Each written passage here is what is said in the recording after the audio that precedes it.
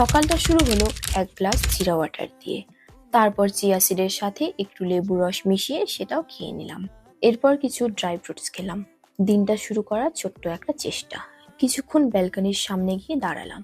কখনো কখনো কোথাও না গিয়ে একটু খোলা আকাশের নিচে দাঁড়িয়ে থাকতেও বেশ ভালো লাগে। এরপর দুজনে রেডি সেডি হয়ে বেরিয়ে পড়লাম বাজারের দিকে। একটু হাঁটাহাঁটি, একটু গল্প, তারপর বাজারে ঢুকে গেলাম।